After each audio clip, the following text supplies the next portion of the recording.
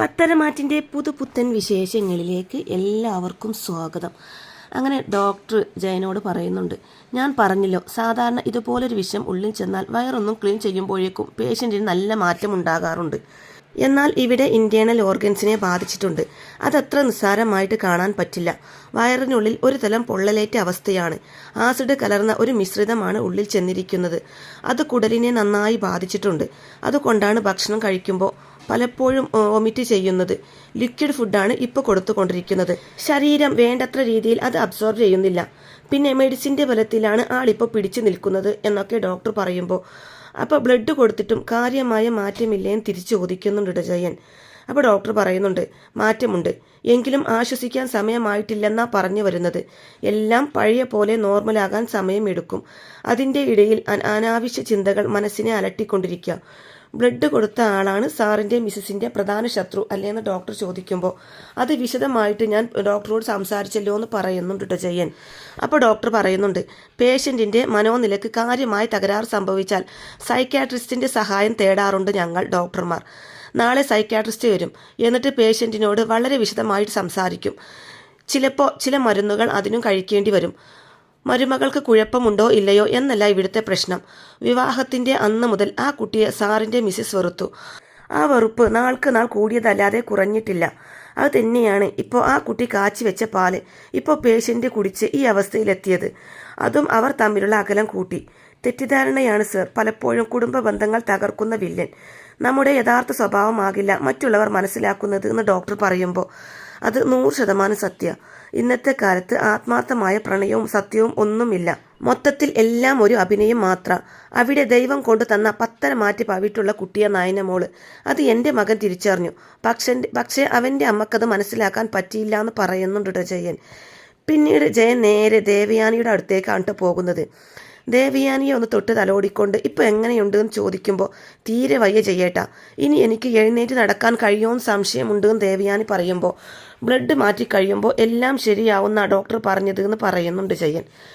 തുടർന്ന്, അവൾ പുറത്തുണ്ടോ ആ നയന? ഒരു കാരണവശാലും അവളെ ഇങ്ങോട്ട് കടത്തിവിടരുത്. അവളെ കണ്ടാൽ എൻ്റെ രോഗം കൂടുന്നു ദേവയാനി പറയുമ്പോൾ, എന്താ ദേവ ഇങ്ങനെയൊക്കെ പറയുന്നത്? നയനയെ വെറുക്കും തോറും അത് നിനക്ക് ഗുണമല്ല, ദോഷമാ ഉണ്ടാക്കുന്നത് എന്ന് ജയൻ പറയുമ്പോൾ, എന്നെ ഈ അവസ്ഥയിൽ എത്തിച്ചത് അവളാ.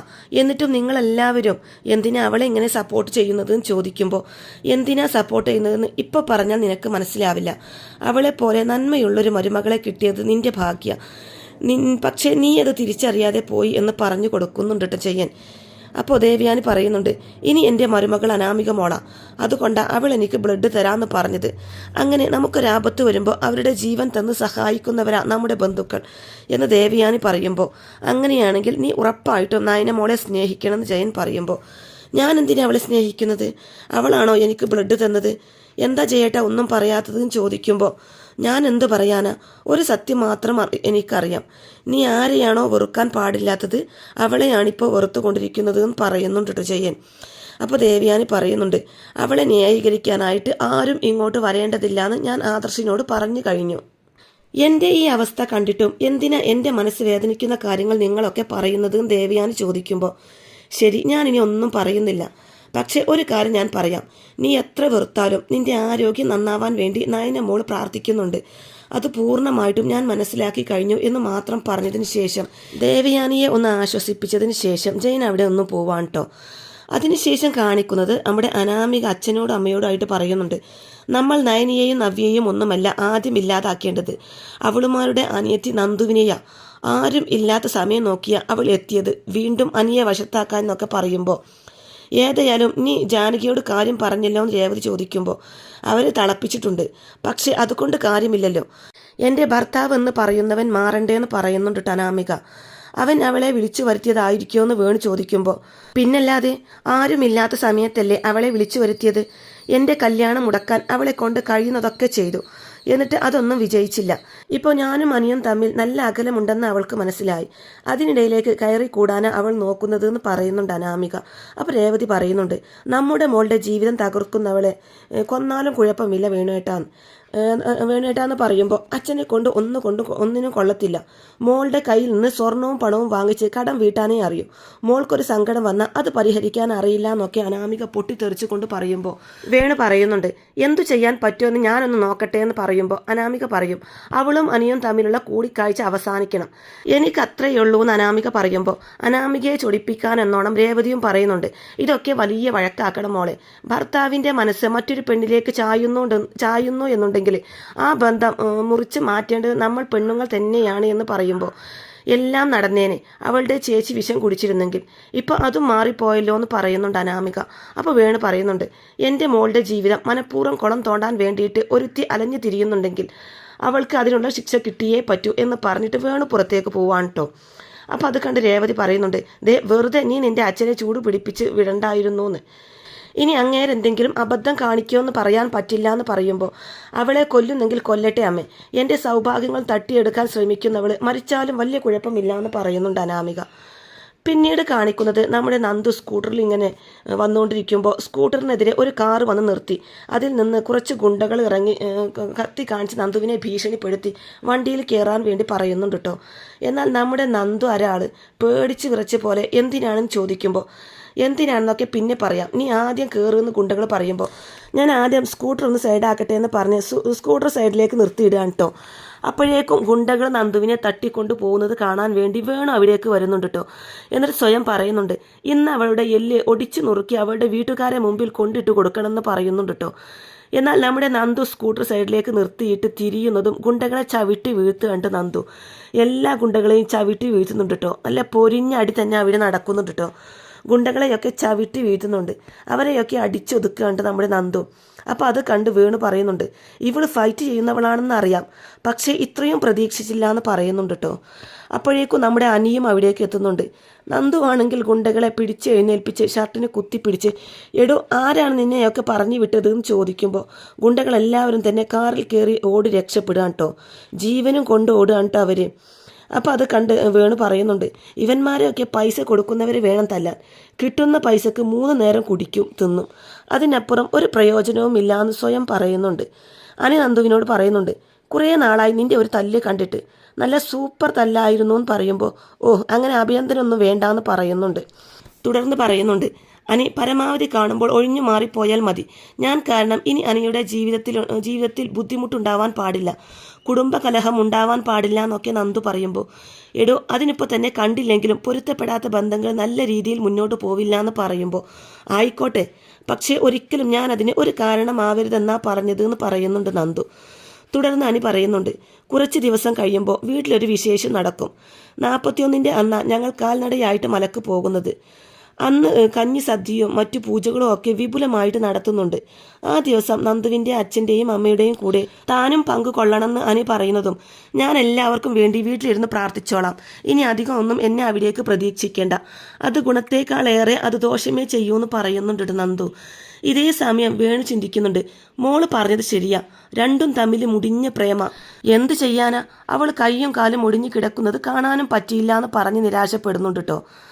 നന്ദു വീണ്ടും പറയുന്നുണ്ട്, ഇപ്പോൾ ഈ ഗുണ്ടകളെ വിട്ടത് അനാമികയുടെ അച്ഛനായിരിക്കും, അവൾക്ക് അല്ലാതെ ഇപ്പോൾ എന്തായാലും എന്നോട് മറ്റാർക്കും ശത്രുതയില്ല, ഹോസ്പിറ്റലിൽ വെച്ച് നമ്മൾ തമ്മിൽ കണ്ടതിൻ്റെ പ്രതികാരം തീർക്കാനായിരിക്കും അവരെ പറഞ്ഞു വിട്ടത് നന്ദു പറയുമ്പോൾ എന്തായാലും അത് താൻ ആഘോഷമാക്കിയല്ലേ അനി ചോദിക്കുമ്പോൾ എന്തായാലും ഇനി ഇതുപോലുള്ള സംഭവങ്ങൾ ആവർത്തിക്കപ്പെടാതിരിക്കാനാ എന്നെ ഒഴിവാക്കണമെന്ന് ഞാൻ പറഞ്ഞത്, ഒരു തെറ്റും ചെയ്യാതെ മറ്റുള്ളവൻ്റെ വായിലിരിക്കുന്നത് കേൾക്കേണ്ടി വരുന്നത് സങ്കടമുള്ള കാര്യമാണ്, സാഹചര്യം ഒരുപാട് മോശമായാൽ എനിക്കിങ്ങനെയൊക്കെ പ്രതികരിക്കേണ്ടി വരും, പിന്നെ അനാമികയെ തല്ലി എന്നുള്ള പേരുദേശം കൂടി എൻ്റെ മേലുണ്ടാവും, ദയവ് ചെയ്ത് അതിനിട വരുത്തരുത് എന്ന് പറഞ്ഞിട്ട് നന്ദു അവിടെ നിന്നും പോവാണ് കേട്ടോ.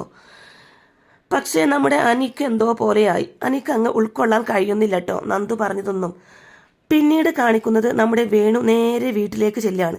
അപ്പോഴേക്കും നമ്മുടെ വേണു മനസ്സിലിങ്ങനെ വിചാരിക്കുകയാണ്, വേണ്ട അവിടെ നടന്ന കാര്യങ്ങളൊന്നും പറയണ്ട, അവൾ ഗുണ്ടകളെ തല്ലിച്ചതച്ചു എന്ന് പറഞ്ഞാൽ എൻ്റെ മോളി എന്നെ കൊച്ചാക്കും, ഞാൻ ഏർപ്പെടുത്തിയ ഗുണ്ടകൾ വെറും പഴം വിഴുങ്ങികളാണെന്ന് അവൾ പറയും, അതുകൊണ്ട് നടന്ന് തൽക്കാലം മറച്ചു വെക്കുന്നതാണ് നല്ലത്. എന്നൊക്കെ ചിന്തിക്കുന്നുണ്ട് കേട്ടോ. അപ്പോഴേക്കും നമ്മുടെ അനാമിക കാറിൻ്റെ സൗണ്ട് കേട്ട് പുറത്തേക്ക് ഓടി വരുന്നുണ്ട്. എന്തായി എന്ന് സന്തോഷത്തോടെ ചോദിക്കുമ്പോൾ മോൾക്ക് ഇനി അവളുടെ ശല്യമൊന്നും ഉണ്ടാവില്ല, അവളുടെ കയ്യും കാലും തല്ലി ഒടിച്ചു എന്ന് തട്ടി വിടുകണ്ടിട്ട് വീണു. അവളിപ്പോൾ ഹോസ്പിറ്റലിലാണോ എന്ന് ചോദിക്കുമ്പോൾ അതൊന്നും എനിക്കറിയില്ല, എന്തായാലും പ്ലാസ്റ്റർ ഇട്ട കയ്യും കാലും കൊണ്ടായിരിക്കും അവൾ ഇനി നടക്കുക എന്ന് പറയുമ്പോൾ സന്തോഷമാവുന്നുണ്ട് കേട്ടോ അനാമികക്ക്. ഇത് പോലീസ് കേസാവുമോ എന്ന് രേവതി ചോദിക്കുമ്പോൾ എന്തോന്ന് പോലീസ് കേസാവാൻ, അങ്ങനെ അവളുടെ അച്ഛനും അമ്മയും കേസ് കൊടുത്താൽ വീട് കയറി തല്ലും അവന്മാർ, അങ്ങനെയുള്ള ആൾക്കാരെ ഞാൻ കൂലിക്ക് വിട്ടയച്ചത് എന്ന് പറയുന്നുണ്ട് കേട്ടോ വേണു. അവളെ ആജീവനാന്തം വെട്ടിക്കിടത്താൻ എന്തെങ്കിലും വഴിയുണ്ടോ അച്ഛൻ അനാമിക ചോദിക്കുമ്പോൾ അങ്ങനെയൊന്നും ചെയ്യാൻ പറ്റില്ല, പടിപടിയായിട്ട് നമുക്ക് ഓരോന്ന് ചെയ്യാം, അല്ലാതെ പെട്ടെന്ന് ഇങ്ങനെ ഓരോന്ന് ചെയ്താൽ അതൊക്കെ നമ്മുടെ തലയിലാകുന്നു വേണു പറയുമ്പോൾ ശരിയാ, പെണ്ണ് പറയുന്നത് കേട്ട് നമ്മൾ ഒരുപാട് കാര്യങ്ങൾ ചെയ്തു കഴിഞ്ഞു, ഒന്നും പിടിക്കപ്പെടാത്തത് ബാക്കിയാണെന്നേ പറയാൻ പറ്റൂന്ന് രേവതിയും പറയുമ്പോൾ എന്നാൽ പിന്നെ ഒന്നും ചെയ്യണ്ട, ഒരു ദിവസം അവിടെയുള്ളവരെ എന്നെ പുറം തള്ളുമ്പോൾ ഞാൻ ഇവിടെ വന്ന് നിൽക്കാമെന്ന് പറയുന്നുണ്ട് അനാമിക. അപ്പോൾ അത് കേട്ട് വേണു പറയുന്നുണ്ട് വന്ന് നിൽക്കുന്നത് കൊണ്ടൊന്നും കുഴപ്പമൊന്നുമില്ല, പക്ഷേ അങ്ങനെ വരുമ്പോൾ വരേണ്ട രീതിയിൽ വരണം, എന്ന് വെച്ചാൽ കോടികൾ മോളുടെ കയ്യിൽ ഇരിക്കണമെന്ന്, നമുക്ക് സുഖമായിട്ട് ജീവിക്കാനുള്ള വക കിട്ടണം മോളെ, നമ്മുടെ കടമൊക്കെ തീരണമെന്ന് പറയുന്നുണ്ട് കേട്ടോ.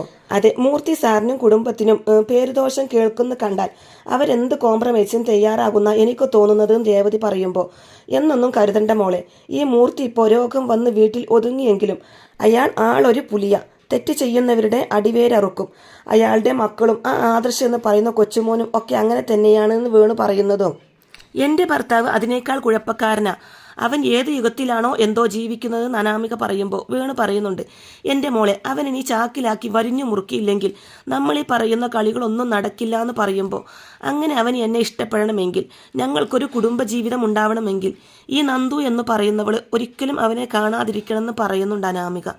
ഇനിയിപ്പോൾ എന്തായാലും ഉടനെയൊന്നും കാണാനൊന്നും പോകുന്നില്ല, അതുപോലെയല്ലേ ശരീരം ചതഞ്ഞിരിക്കുന്നത് എന്ന് പറഞ്ഞിട്ട് വേണകത്തെ കയറി പോവാൻ കേട്ടോ. അപ്പോൾ അനാമിക രേവതിയോട് പറയുന്നുണ്ട് ആ അവസ്ഥയിലുള്ള അവളെ എനിക്കൊന്ന് കണ്ടാൽ കൊള്ളായിരുന്നു എന്ന് പറയുമ്പോൾ എന്തിനാ കാണുന്നതെന്ന് രേവതി തിരിച്ചു ചോദിക്കുമ്പോൾ അതുപോലെയാ അവൾ ഹോസ്പിറ്റലിൽ വെച്ച് എന്നോട് സംസാരിച്ചത്, എന്നെ ഇൻസൾട്ട് ചെയ്താൽ ഉടനടി കൂലി കിട്ടുന്ന അറിയണല്ലോ എന്ന് പറഞ്ഞ് മനസ്സുകൊണ്ട് സന്തോഷിക്കുകയാണ് അനാമിക. അതിനുശേഷം കാണിക്കുന്നത് മുത്തശ്ശൻ മുത്തശ്ശിയോട് പറയുന്നുണ്ട് അനാമിക വീട്ടിൽ നിന്ന് പോയിട്ട് 2 ദിവസമായി, ആ കുട്ടി തിരികെ വരുന്നില്ല, അനി പോയി വിളിക്കുന്നില്ല എന്ന് പറയുമ്പോൾ മുത്തശ്ശി പറയുന്നുണ്ട് ഒരു ദിവസം ഇവിടെ വന്നു പോയി എന്ന് ജാനകി പറഞ്ഞിരുന്നു, അന്ന് നിൽക്കാൻ പറഞ്ഞിട്ട് അവൾ നിന്നില്ല എന്ന് പറയുമ്പോൾ അനി ആകെ നിരാശയിലാണല്ലോ എന്ന് ചോദിക്കുമ്പോൾ അതെ, അവന് മൊത്തത്തിൽ നല്ല വിഷമമുണ്ടെന്ന് പറയുന്നുണ്ട് മുത്തശ്ശി.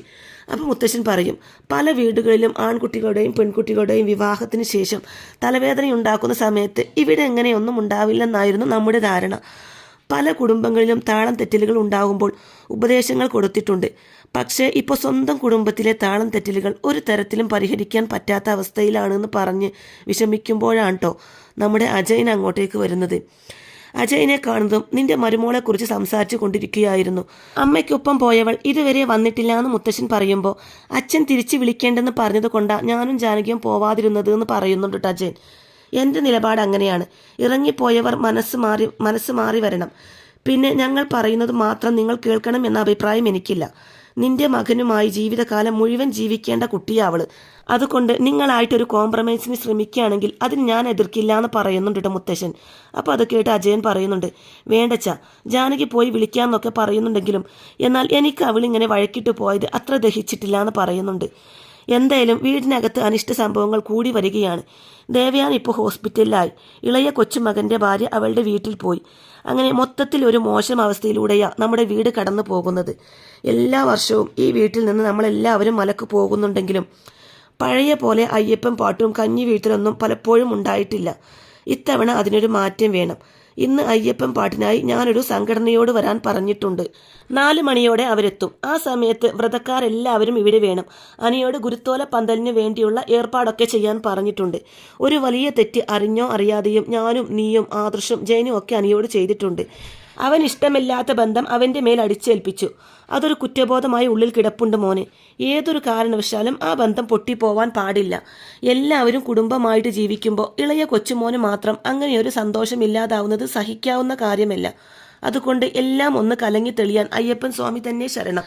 ഭക്തി ഒട്ടും കുറയ്ക്കണ്ട എന്നെല്ലാം പറയുന്നുണ്ട് കേട്ടോ മുത്തശ്ശൻ. ശരി അച്ഛ, വീട്ടിലുള്ള പെണ്ണുങ്ങളെയൊക്കെ ഹോസ്പിറ്റലിലേക്ക് വിട്ടിട്ട് ഞങ്ങളെല്ലാം അയ്യപ്പ പാട്ടിൽ പങ്കെടുക്കാമെന്ന് പറഞ്ഞിട്ട് അജയൻ അവിടെ ഒന്നും പോവാൻ കേട്ടോ. ശേഷം മുത്തശ്ശിയോടായിട്ട് പറയുന്നുണ്ട്, ഇപ്പോൾ ആദർശവും നയനമോളും തമ്മിൽ നല്ല സ്നേഹത്തിലാണെന്നാ വിശ്വാസം. അത് അഭിനയമായിരിക്കോടോ.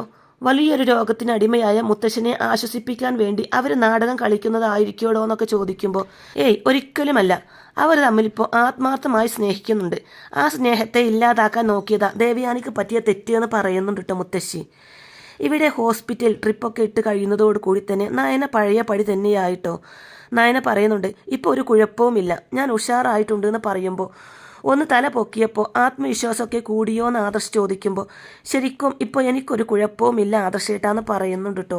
ഇത് തന്നെയല്ലേ നീ എപ്പോഴും പറഞ്ഞുകൊണ്ടിരിക്കുന്നത്? ആ സമയത്തല്ലേ ബോധം മറിഞ്ഞ് താഴെ പോയത് എന്ന് പറയുന്നുണ്ട് ആദർശം.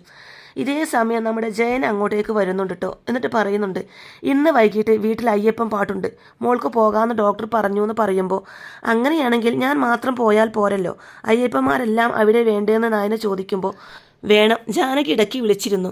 തൽക്കാലം ദേവയാനിക്കിനി പെണ്ണുങ്ങളാണല്ലോ കൂട്ടുവേണ്ടത്, അതുകൊണ്ട് ജാനകിയോടും ജലജിയോടും ഇവിടെ വന്നു നിൽക്കാൻ പറഞ്ഞിട്ടുണ്ട് എന്ന് പറയുന്നുണ്ട് ജയൻ.